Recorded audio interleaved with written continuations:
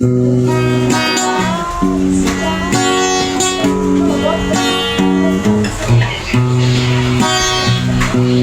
na sana pinahirap sa'yo ang aking pera. Sabi mo'y balik agad, diba? Kaya ako'y umaasa,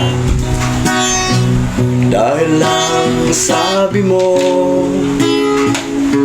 ibabalik agad sa linggo. Ako nama'y naghihintay sa bayad mo. Ano ang gagawin sa utang mo sa akin? Bayad din. Pasensya ay huwag mong sasagarin. Nais kong malaman mo na nakakabuisit ka.